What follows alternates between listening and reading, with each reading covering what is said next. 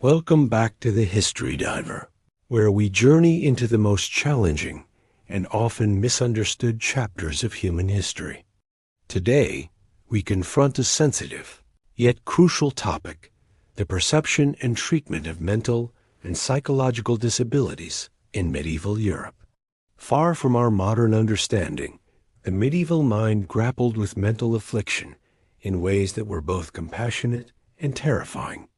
Join us as we plunge into an era where the struggles of the mind often led to a living nightmare. Supernatural causes, demons, witches, and divine punishment. In an age steeped in faith and fear, the medieval understanding of mental illness rarely involved biology. Instead, mental suffering was predominantly attributed to supernatural forces. Demons, devils, and evil spirits were often seen as the primary culprits, possessing the afflicted and twisting their minds.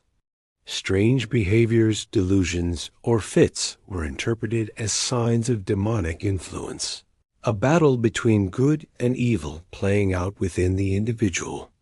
Sometimes it was believed to be divine punishment for sins, leading to feelings of guilt and isolation. This belief system shaped both the terror felt by the community and the often brutal methods used to cure the soul rather than the mind. Exorcism and spiritual cures, battling the unseen foe. Given the belief in supernatural causes, it's no surprise that the primary treatment for mental afflictions was often exorcism. Priests, monks, and holy figures performed elaborate rituals, chanting prayers, sprinkling holy water, and displaying religious relics, all aimed at expelling the malevolent spirits believed to be tormenting the individual. These ceremonies could be lengthy, physically demanding, and psychologically traumatic for the afflicted. Beyond exorcism, other spiritual cures included pilgrimages to holy sites, seeking blessings from saints, or wearing amulets infused with divine power. The hope was that through divine intervention, the soul would be cleansed and the mind restored.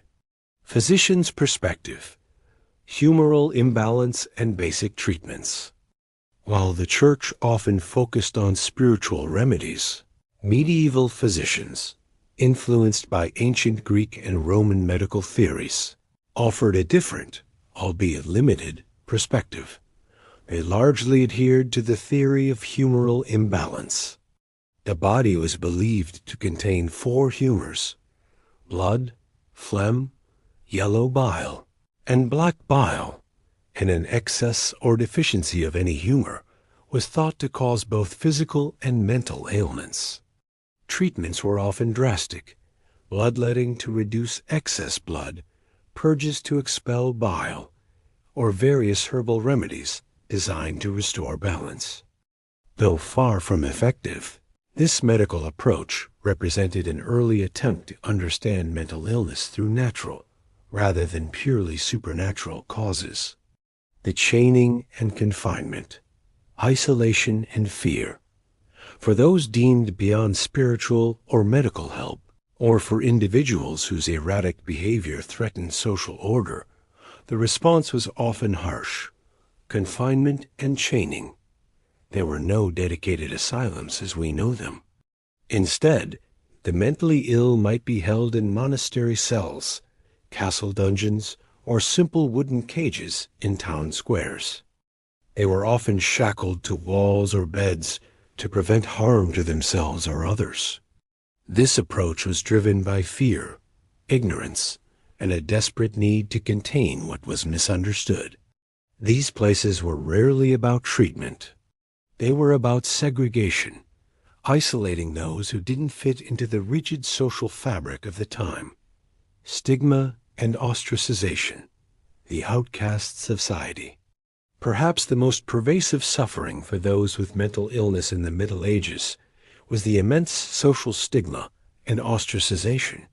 Often seen as cursed, sinful, or possessed, they were feared and avoided. Families might hide their afflicted members, or individuals would become outcasts, forced to beg in the streets or wander aimlessly. They were stripped of their social standing, their humanity diminished by the prevailing superstitions and lack of understanding. This isolation, combined with the often harsh treatments, meant that many led lives of profound loneliness and suffering, marginalized by a society that could not comprehend their inner turmoil. Perceived sanctity, the holy fool in prophetic visions. In stark contrast to the widespread fear, some individuals exhibiting unusual mental states were, surprisingly, revered. The concept of the holy fool, or God's fool, existed particularly in Eastern European Christianity. These individuals, often seen as mentally incapacitated or behaving eccentrically, were believed to be closer to God, uncorrupted by worldly concerns. Their strange utterances might be interpreted as divine prophecies or profound spiritual insights. Their unconventional behavior was seen as a deliberate rejection of worldly norms, making them conduits for divine wisdom. This rare, paradoxical acceptance offered a glimpse of a different medieval perspective, where mental difference could, in rare instances, be a path to spiritual reverence rather than condemnation. The madhouse and early asylums, a glimmer of centralization. As the Middle Ages transitioned into the early modern period, a new, albeit rudimentary, form of institutionalization began to emerge: the madhouse. Though far from therapeutic hospitals, these institutions, often repurposed monasteries or annexes of larger hospitals, started to centralize the care of the mentally ill. Conditions were often deplorable, with patients kept in chains, subjected to harsh treatments, and viewed as spectacles. Bethlehem Royal Hospital in London, famously known as Bedlam, is a grim example, where visitors could even pay to observe the patients. These early asylums marked a shift from purely familial or spiritual care towards a more organized, yet still deeply flawed, system of segregation. Trepanation and surgical interventions, drastic measures. Among the most terrifying treatments for mental illness was trepanation, the ancient surgical practice of drilling a hole into the skull. Believed to release evil spirits, drain excess humors, or alleviate pressure, this procedure was shockingly common across various historical periods, including parts of the Middle Ages. Though some patients miraculously survived, the risks of infection, hemorrhage, and brain damage were immense, often leading to death or further complications.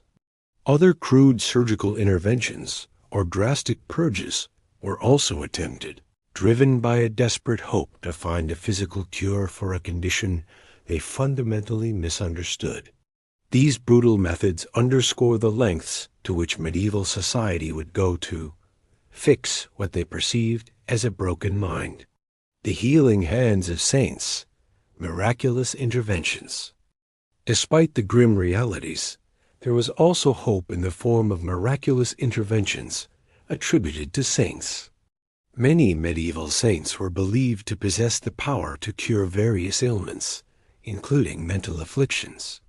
People would undertake arduous pilgrimages to the shrines of saints like Saint Dymphna, patron saint of those with mental illness, or Saint Vitus, seeking divine healing through prayer, touching relics, or even sleeping near the saint's tomb. These acts of devotion offered a lifeline to desperate families, providing a sense of comfort and a glimmer of hope that their loved ones could be freed from their suffering, not through earthly means, but through the compassionate power of faith.